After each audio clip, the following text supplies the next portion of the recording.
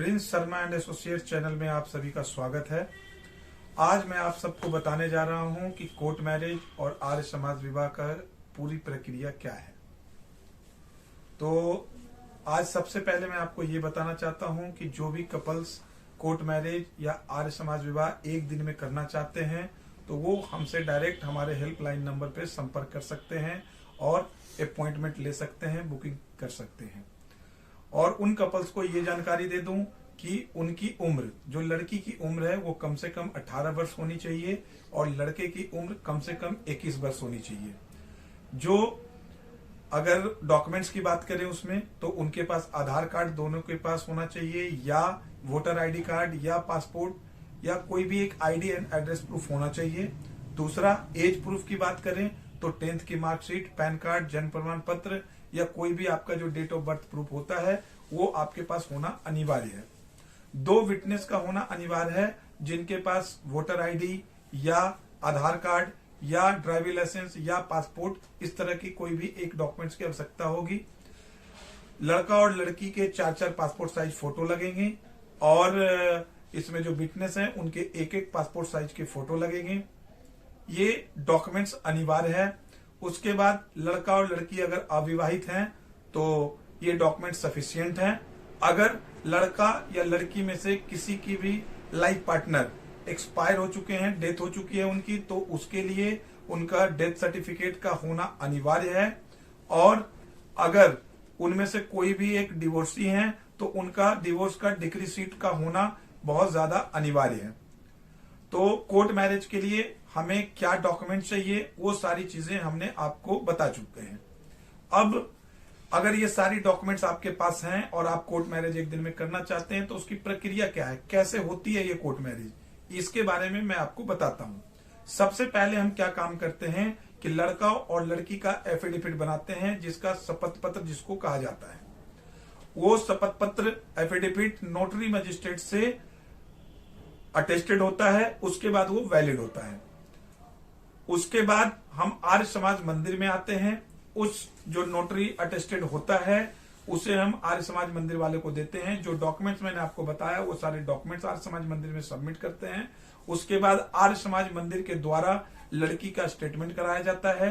जो स्टेटमेंट मंदिर वाले अपने पास रिकॉर्ड के लिए रखते हैं, सारे डॉक्यूमेंट्स वो अपने रिकॉर्ड के लिए रखते हैं।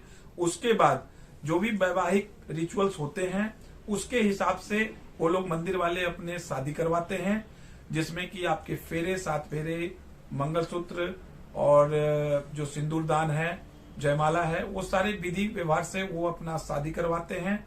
और शादी संपन्न होने के बाद आर्य समाज मंदिर के द्वारा सर्टिफिकेट प्रोवाइड कराया जाता है। इसमें जो विटनेस हैं वो मेजर होने चाहिए, 18 साल से ऊपर होने चाहिए।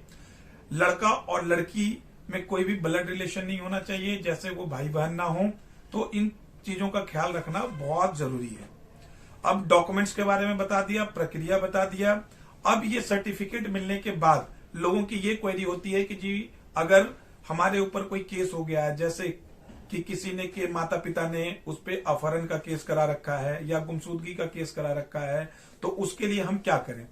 तो उसके लिए हमें इंटीमेशन देना पड़ता है, जिसके लिए हम अगले वीडियो में आपको बताएंगे। और अगर ये शादी कर लिए तो ये सर्टिफिकेट वैलिड है या नहीं है, इस तरह के भी बहुत सारे सवाल हमसे लोगों ने पूछे हैं। तो आपको बता दूं कि ये आर्य समाज की जब आप शादी कर लेते हैं, आर्य समाज से आपको सर्टिफिकेट मिल जाता है, तो ये ऑल ओवर इंडिया किसी भी न्यायालय में आप जाके इसको प्रस्तुत करेंगे तो हर जगह इसकी मान्यता है। अगर कोई भी व्यक्ति कहता है जी इस सर्टिफिकेट की मान्यता नहीं है तो वो आपको गलत करता है, भ्रमित करता है। अगर आर्य समाज मंदिर रजिस्टर्ड है तो उस मंदिर का सर्टिफिकेट वैलिड होगा किसी भी न्यायालय में, पूरे इंडिया में और किसी भी थाने में। अब रही बात कि अगर विदेश जाना है तो वीजा के लिए जो जरूरत पड़ता है, क्या उस समय ये मैरिज सर्टिफिकेट काम आता है? नहीं जी, ये सर्टिफिकेट तो काम आएगा, लेकिन उसके साथ साथ आपको रजिस्ट्रेशन ऑफ मैरिज की जरूरत पड़ेगी। तो रजिस्ट्रेशन ऑफ मैरिज के लिए अगर दिल्ली से रजिस्ट्रेशन ऑफ मैरिज आप कराना चाहते हैं तो 2 से 3 दिन की पूरी प्रक्रिया होगी।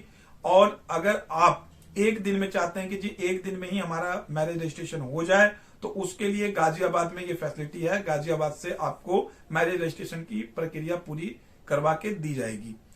अब अगर किसी ने अरेंज मैरिज कर रखा है और वो भी चाहता है कि जी हम जो है मैरिज रजिस्ट्रेशन कराना चाहते हैं, तो वो भी पॉसिबल है, वो भी हो जाएगा। लेकिन उसके लिए मैरिज रजिस्ट्रेशन के प्रोसेस के लिए हम आपको नेक्स्ट वीडियो में पूरी बात बताएंगे कि मैरिज रजिस्ट्रेशन की पूरी प्रक्रिया क्या है। अगर ये वीडियो आपको अच्छा लगा हो तो इसको लाइक करें, सब्सक्राइब करें, ताकि आपको वीडियो समय समय पर मिलता रहे, आपको जानकारी मिलती रहे। और अगर कोर्ट मैरिज करना चाहते हैं एक दिन में, तो आप हमारे नंबर से संपर्क कर सकते हैं, आपको पूरी की पूरी सहायता दी जाएगी। और अगर कोई भी सवाल आपके मन में आता है तो व्हाट्सएप के जरिए और कमेंट्स में आप अपने डाउट्स लिखें, उसके आपको फैसिलिटी दी जाएगी, सारी चीजों को आपको बताया जाएगा। हमने वैसे कोशिश की है कि आपको पूरी प्रक्रिया इस वीडियो में बताने का, लेकिन फिर भी अगर कोई चीजें रह गई हो, कुछ चीजें आपको पूछनी हो अलग से, तो आप कमेंट बॉक्स में डाल के आप पूछ सकते हैं और जो भी मदद होगी आपकी वो कराई जाएगी। और इसके लिए आप इस चैनल को सब्सक्राइब करें, ताकि आपको हमें भी अधिक से अधिक जानकारी देने में अच्छा लगे। तो धन्यवाद। Prince Sharma and associates channel में आप लोगों ने इतनी देर समय दिया, इस सब के लिए आप सबका धन्यवाद।